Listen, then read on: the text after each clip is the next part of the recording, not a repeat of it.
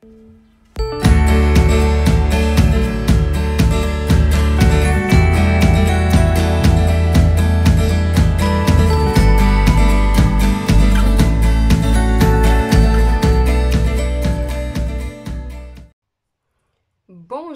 et bienvenue à la chaîne YouTube de Ronit et compagnie.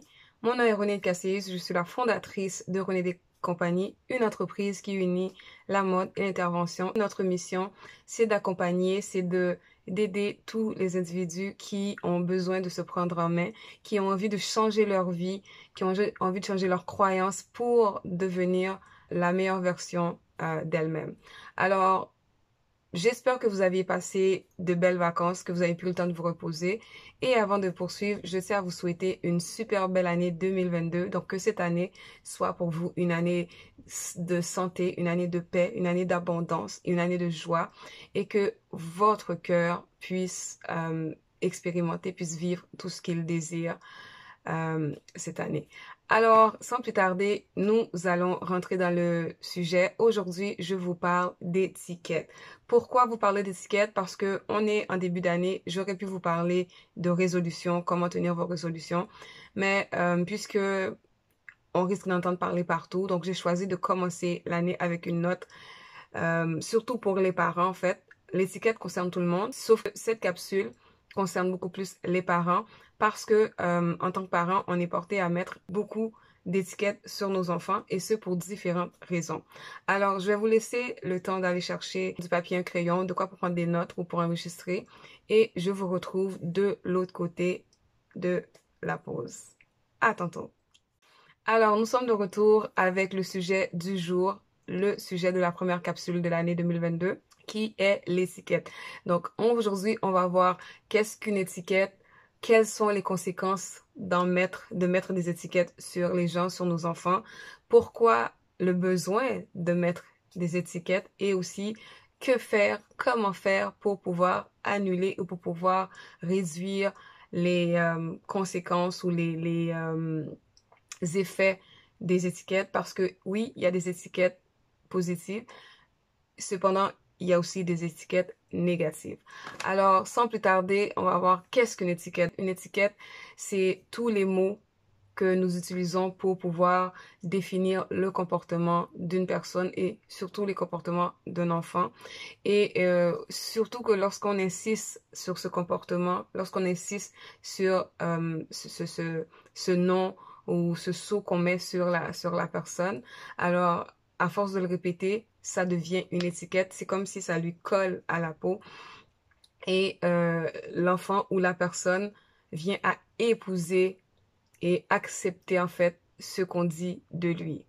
Alors, c'est quoi les conséquences de ces étiquettes?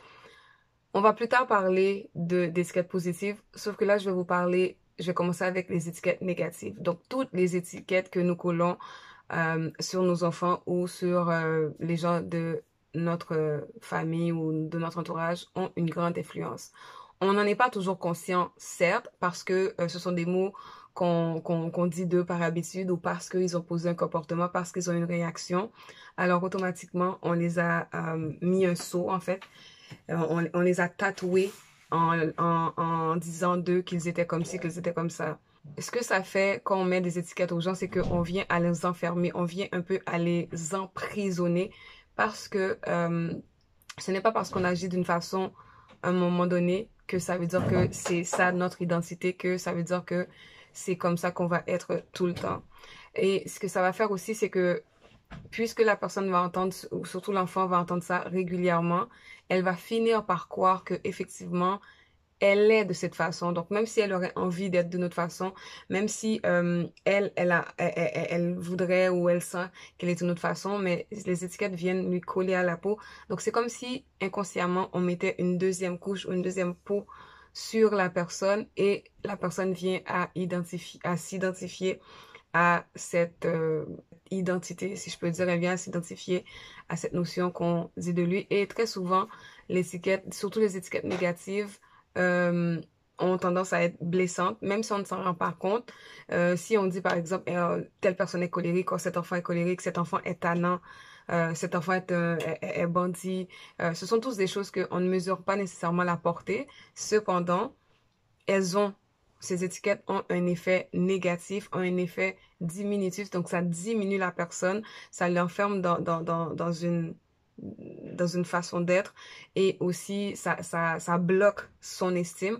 Donc, un enfant qui entend tout le temps que oh, c'est un petit annonce, c'est un petit annonce, c'est un petit annonce, on s'entend que entre vous et moi, il n'y a rien d'encourageant, il n'y a rien qui élève, il n'y a rien qui édifie cet enfant.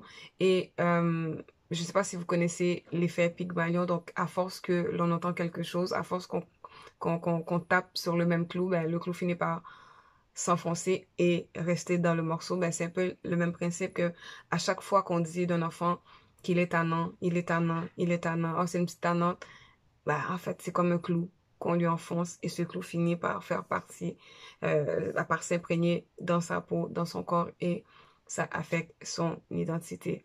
Euh, L'enfant peut aussi penser que c'est parce que son parent ou ses parents qui disent ça de lui ne l'aiment pas ou l'aiment moins parce que pour lui, pour un enfant surtout, chaque chose, chaque parole qu'un parent va dire, va déclarer sur cet enfant, l'enfant est comme une éponge, surtout jusqu'à l'âge de 7 ans. Les premières années de l'enfant, l'enfant va être vraiment comme une éponge. Donc, si vous prenez une éponge et que vous le mettez dans l'eau, l'éponge va absorber l'eau. Si vous le mettez dans du jus, il va absorber le jus. Si vous le mettez dans de l'eau de javel, il va absorber l'eau de javel. C'est un peu le même principe avec un enfant qui plus tard va devenir un jeune, plus tard va devenir un adulte. Et ce qu'on aurait dit de lui, ce qu'on répète constamment de lui, va finir par euh, épouser l'identité de l'enfant et l'enfant va grandir avec va être imprégné de ses paroles, de ses noms, de ses mots qui, pour lui, peuvent être blessants, mais on ne se rend pas nécessairement compte que ces choses-là peuvent être blessantes. Ensuite, quoi d'autre? Oui, lorsqu'on on parle aussi, on met des étiquettes négatives sur les enfants, ça interfère aussi avec leur vision d'eux-mêmes. Donc, si papa le dit, si maman le dit, c'est que c'est vrai. Je tiens à attirer votre attention sur le fait que lorsque un enfant est jeune, même jusqu'à l'adolescence, même un peu plus tard, ce que ses parents disent sont d'une grande importance pour lui. Euh, oui, plus tard, les amis vont avoir une importance par rapport à leurs paroles, par rapport à ce qu'ils vont penser de cet adolescent. Cependant, il va arriver aussi que l'enfant va accorder beaucoup d'importance d'abord à ce que ses parents vont dire et vont penser de lui, et ensuite ce que les gens de l'extérieur disent de lui. Donc, même si l'enfant ne vous le dit pas, ce qui est souvent qui se joue comme musique ou comme ton de fond, c'est que si mes parents pensent ça de moi, ça veut dire que je suis vraiment comme ça. Donc, ils accordent beaucoup d'importance à ce que pensent leurs parents. Ensuite, pourquoi est-ce que on met des étiquettes? Donc, lorsque on se sent démuni, par exemple, par exemple, on va commencer à nous donner des noms, à poser des étiquettes, à dire certaines choses lorsque souvent on est en colère, lorsque souvent on se sent démuni, lorsque on se sent un peu dépassé.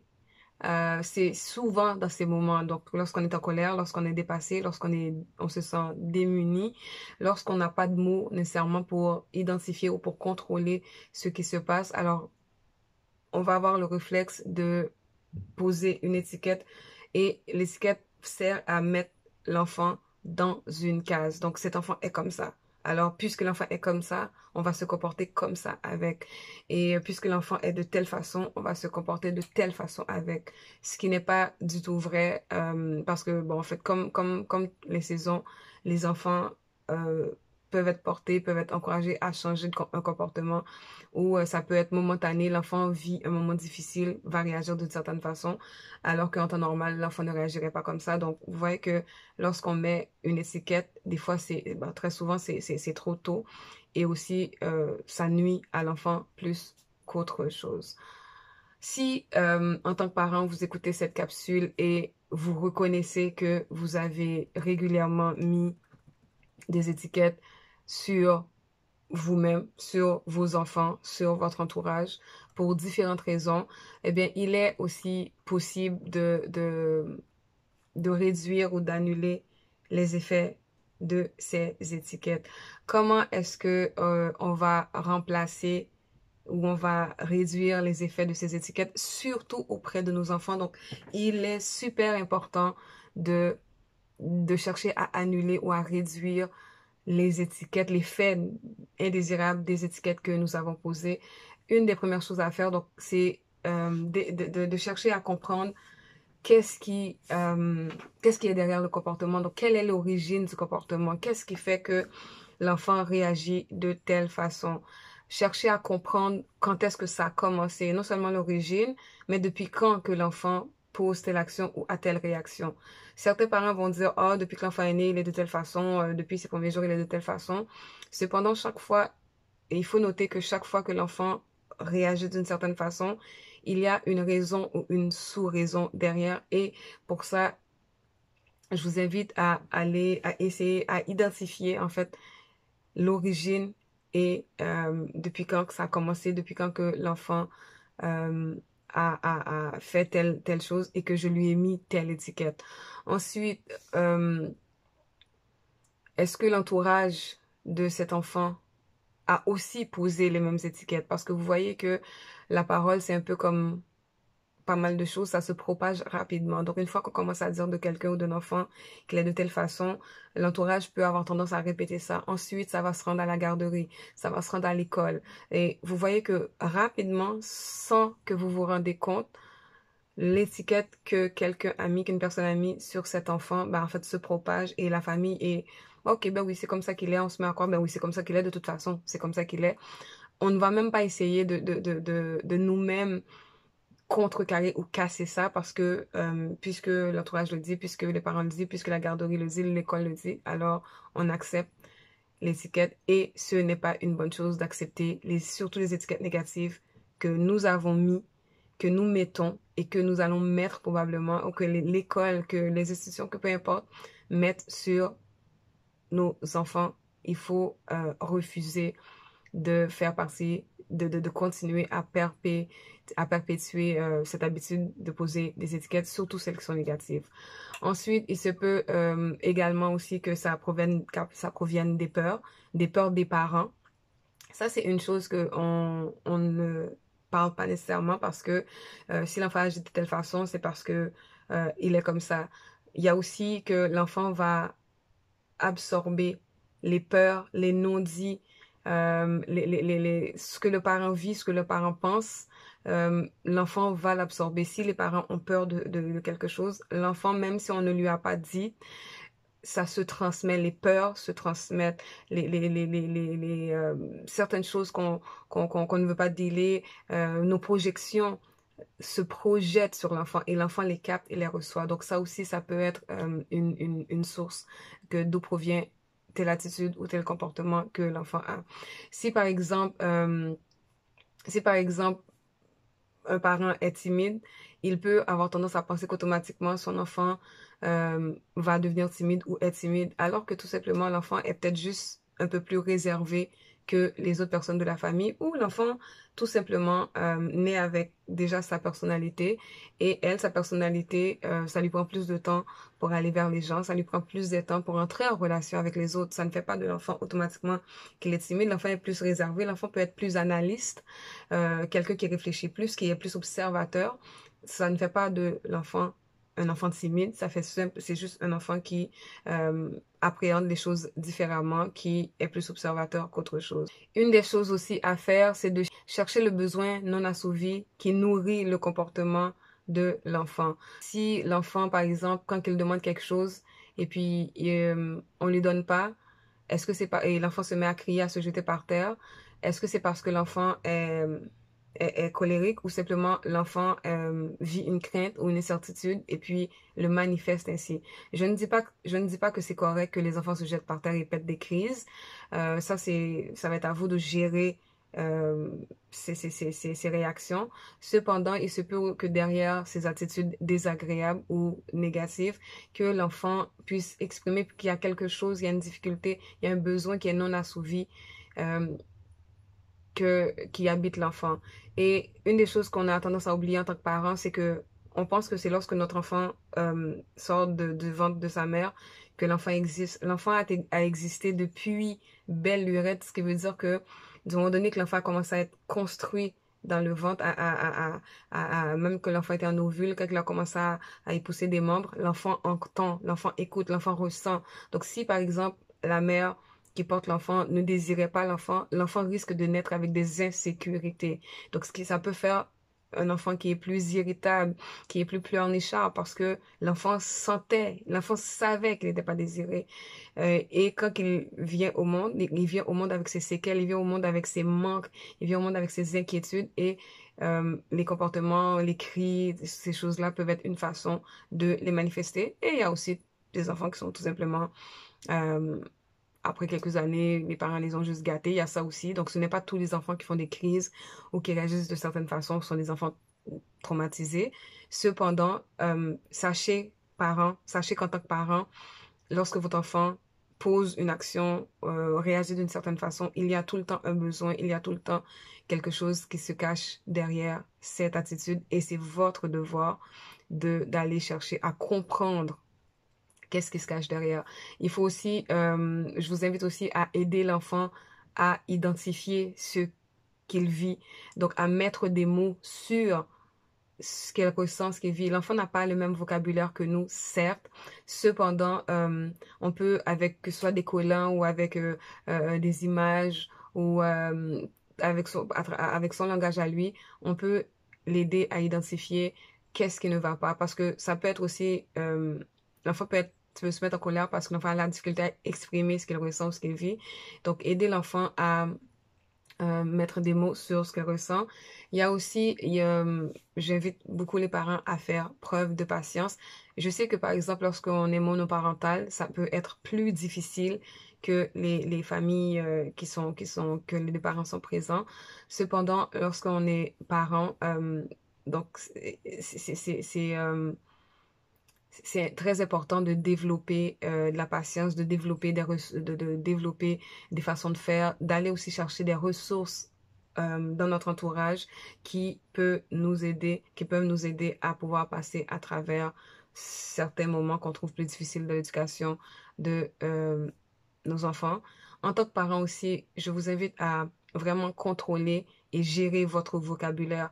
On se rend pas compte parce qu'on pense que l'enfant ne comprend pas tout ce qu'on dit. C'est faux. L'enfant comprend ce qu'on dit, comprend toujours ce qu'on dit.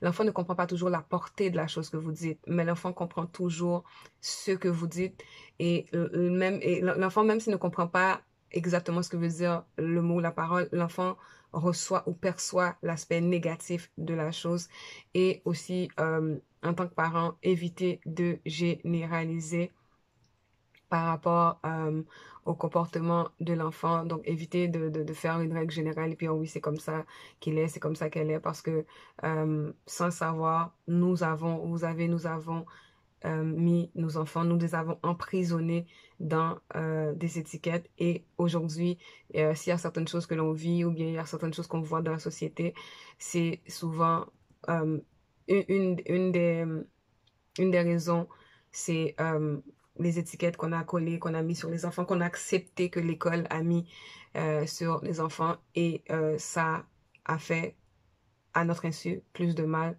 que de bien. Et là, en tant que parent, vous écoutez ça, vous êtes un adulte, vous vous dites, OK, oui, mais il n'y a pas que des étiquettes négatives, il y a aussi des étiquettes positives. Oui, il n'y a rien de mal à dire à vos enfants des belles paroles, tu es patient, tu es généreux, tu es capable, tu es extraordinaire, tu es intelligent. Euh, Cependant, c'est important lorsque vous dites la chose, de l'associer, par exemple, avec un comportement. Au lieu de simplement dire tu es bon, tu es gentil, c'est d'encourager le comportement que l'enfant a posé. Par exemple, un enfant qui partage ses jouets avec un autre ami, on serait porté à lui dire, oh oui, tu es gentil, tu es généreux, c'est bien. ce qui est encore ce qui serait plus bénéfique, c'est d'encourager le comportement. Bravo, tu as partagé ton jouet avec ton ami. Donc l'enfant capte, l'enfant perçoit que l'accent a été mis sur le partage du jouet. Donc être gentil pour l'enfant, des fois ça peut vouloir ne rien dire. Ok, si je fais une bonne action, je suis gentil. Si je fais une mauvaise action, donc c'est vraiment de mettre l'accent sur l'action positive qui est posée. Félicitations, tu as fait tes devoirs. Donc l'enfant comprend que, ah, j'ai été félicité parce que j'ai fait mes devoirs. Alors vous voyez que les compliments, c'est bien. Cependant, on gagne à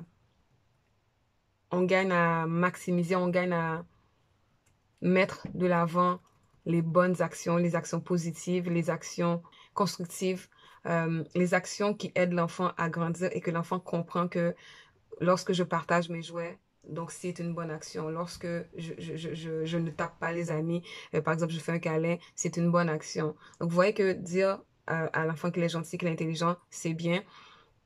Et c'est encore mieux de l'accompagner lorsque une bonne action est posée. Et donc là, l'enfant va comprendre que ce sont ces comportements qui sont privilégiés et non pas juste un mot, mais il y a aussi un comportement qui va avec.